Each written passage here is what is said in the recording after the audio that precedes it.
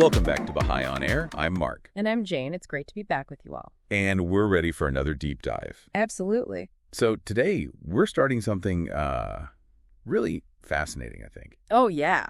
What do we got? We're getting into the first part of a pretty deep analysis of 4 video presentations. They're by Dr. Peter Kahn. Yes, from back in December 2010, right? That's the ones. The overall title he gave them was The Material and Spiritual Aspects of Creation. Okay, big topic. And our mission here, well, our plan for this deep dive, is really to dig into these ideas from a Baha'i perspective. See how they actually apply. Apply to our lives, you mean? To our lives, yeah. And maybe how they can shape society, too.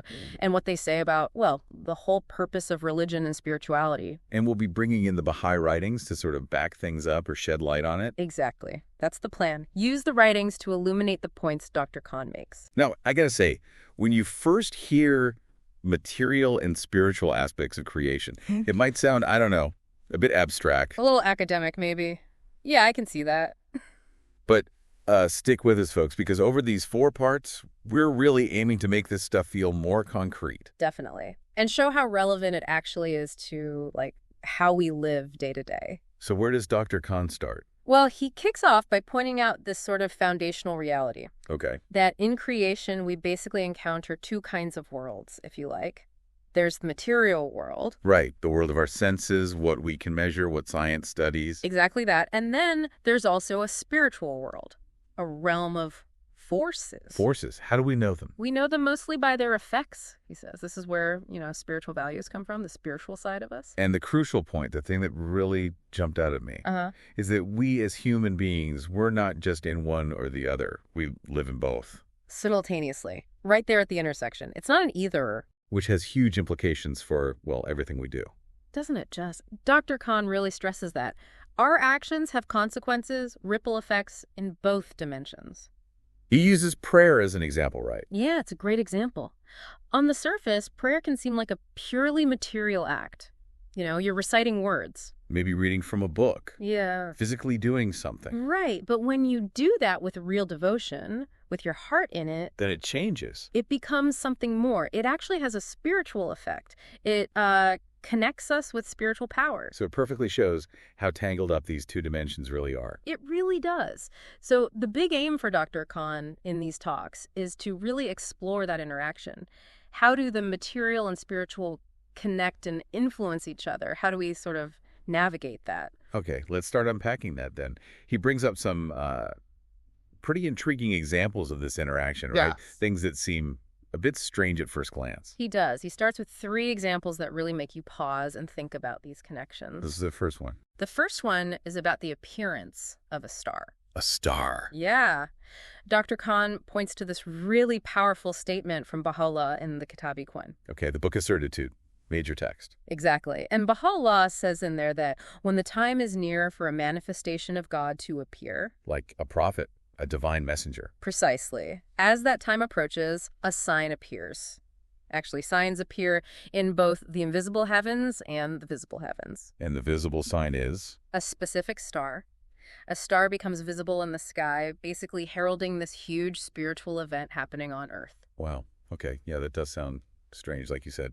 The connection there. It really is striking, isn't it? You've got this incredibly profound spiritual thing happening, a messenger of God coming to humanity, and it's linked to a physical sign way out in the cosmos, a star appearing. It kind of stretches your usual understanding of cause and effect. Totally. It makes you wonder, okay, what's the actual mechanism? How does something spiritual on Earth link to something physical in the sky? And how does that fit with, astronomy? Stars don't just pop up randomly according to our current science, usually. Right. It challenges those neat categories we often have. Dr. Kahn mentions the Christmas Carol reference, too, the Star of Bethlehem. Oh, yeah. A familiar parallel, though maybe debated historically. Right. But his main point is Baha'u'lláh presents this star phenomenon as something real, happening in both realms when a manifestation appears. Okay, really makes you think. What's the second example he uses? The second one comes from the book The Dawnbreakers. Nabil's narrative. History of the Bahá'í Faith. That's the one.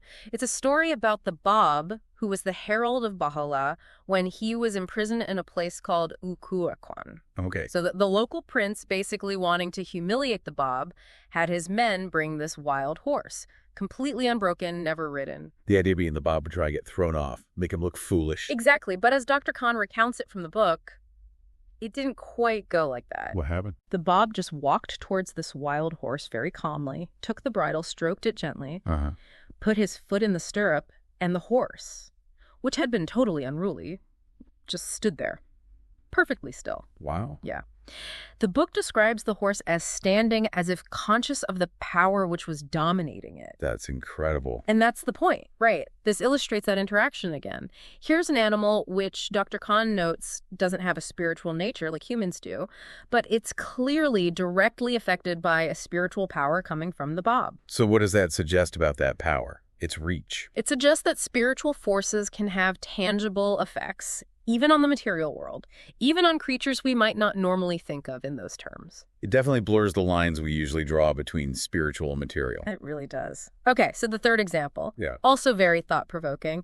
This one also comes from the Dawnbreakers, and it's about the actual martyrdom of the Bab in Tabriz. A very tragic but pivotal event. Hugely significant. So as the firing squad, did their work, Nabil, the author, records that something extraordinary happened right then. What was that? A gale. A huge windstorm, exceptionally severe, suddenly just swept across the whole city. At the moment of the martyrdom. Exactly. Described as this blinding dust storm, incredibly dense. It blotted out the sun, plunged the city into darkness, from noon right through till night. Whoa. Again, the connection. That's the question, isn't it? What is the connection? How does this act, putting a manifestation of God to death, seem to coincide with such a dramatic, unusual weather event? It really challenges our whole concept of creation, how things relate. Are these completely separate events, or is there some deeper link? Could there be an interconnectedness we just don't normally see? It pushes you towards that idea. You wouldn't typically link a human action, even a terrible one, to a massive storm like that. Not in our usual everyday thinking, no. It suggests reality might be far more integrated than we assume. So these three examples, what's Dr. Khan's main purpose in sharing them right at the start? Is he trying to explain them fully? Not immediately, no. He's quite clear about that. Yeah. His initial aim isn't to, dissect these specific events right now. Okay. It's more to use them as illustrations, to highlight the really complex foundational topic we're looking at, this intricate dance between the material and spiritual dimensions. Which is central to Baha'i belief. Absolutely. So these stories just kind of open our minds, pique our curiosity, get us thinking beyond the ordinary. Got it. And he mentions a couple more examples that hint at this interplay, too. He does, briefly. One is a really beautiful statement from Abdu'l-Bahá. Baha'u'llah's son. Right. It's from the Tablet of Purity, where Abdu'l-Bahá says, even in the physical realm, cleanliness will conduce to spirituality. Cleanliness leads to spirituality. Yeah. That one's interesting because it seems simple, almost mundane. It does seem counterintuitive, maybe. Wow. Why would just being physically clean actually help your spiritual condition? Yeah. But Abdu'l-Bahá states it plainly. And Dr. Khan adds that there are related laws about purity in the Kitab-i Aqdas, the main Baha'i book of laws. So it reinforces this theme, this link between our physical state and our inner spiritual life. Exactly. A profound link, it seems. It makes you think about purification rituals in many faiths, maybe. True. And the other example was hukullah. Yes. Kukullah, the right of God. Could you briefly explain that? Sure. The basic idea is that Baha'is, after taking care of their necessary living expenses, offer a specific portion of the wealth that's left over the surplus as a right that belongs to God. Okay.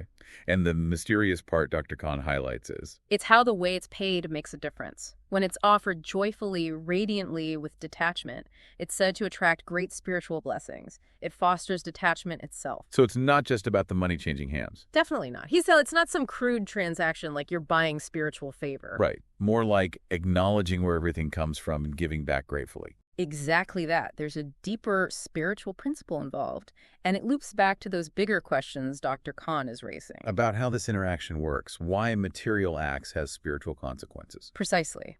Which then leads him to lay out the two sort of central questions he wants to tackle across the whole series of talks. Okay, what are those key questions? The first one is essentially, how can we live in both these worlds, the material and the spiritual, at the same time in a way that really helps our spiritual development the most? Maximizing spiritual growth while living in this dual reality. Yeah. And he notes, some parts are obvious, be kind, be just, etc.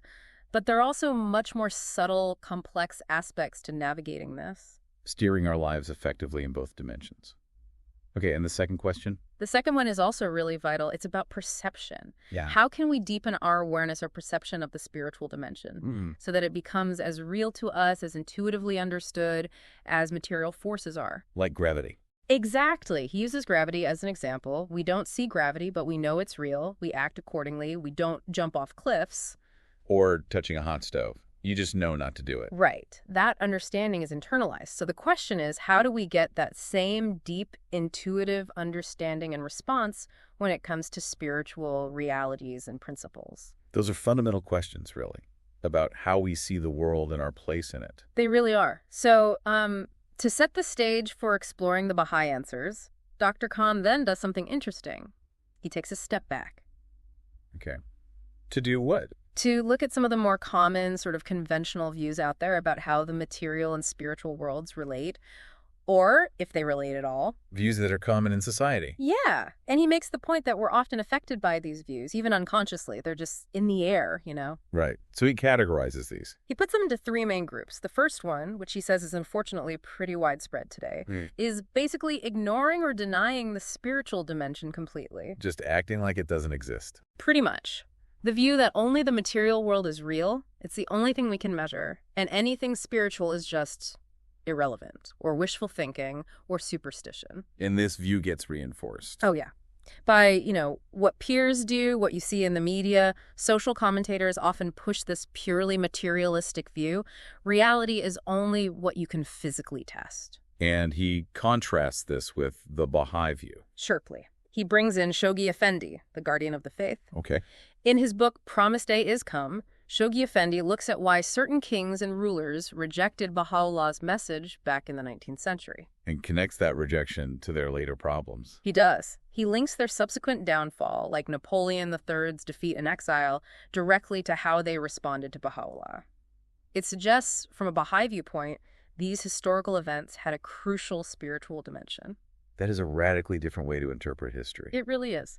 And Dr. Khan does add a caution. You probably wouldn't use that specific Baha'i interpretation in a, say, secular history essay. Right, context matters. But it powerfully illustrates the Baha'i framework that non-material forces are deeply involved in shaping world events. He mentions other Baha'i concepts, too. Briefly, yeah.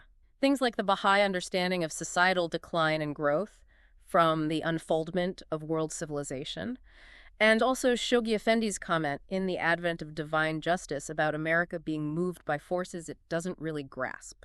Again, highlighting this non-materialistic perspective on history and society. Exactly. So that's category one, basically dismissing the spiritual. What's the second common view he outlines? The second group includes people who do believe in spiritual forces, but often outside of any organized religion. Okay, like what? Well, it might involve believing in various superstitions, maybe having personal rituals they do, or putting faith in lucky charms, talismans, that kind of thing. Ah, right. He uses the example of athletes, doesn't he? With their lucky socks or whatever. Yeah, exactly. It's very relatable. There's a sense that something beyond the purely physical might influence things. But it's not necessarily tied to a clear, coherent religious understanding. Right. It can be quite individualistic, maybe fragmented, a belief that there's something more, but maybe not a structured system for understanding it. Okay, makes sense. Then the third category, this involves people within more traditional religious backgrounds. Yes. And here, Dr. Khan points out a common theme within many Orthodox religions. Which is the idea that the material and the spiritual are fundamentally opposed. They're seen as antagonistic forces. Ah, the spirit versus the flesh idea, almost. Kind of, yeah. And this often leads to the notion that to be truly spiritual, you have to detach from material things, from worldly concerns. And this antagonism shows up in different ways. Yeah. Dr. Khan mentions a few. Like, sometimes there's confusion between just having material things and being materialistic, unhealthily attached. Right. The difference between possession and attachment. Exactly. Or you might see a suspicion of business or commerce as if it's inherently unspiritual. Or associating spirituality with being impractical, not dealing with the real world.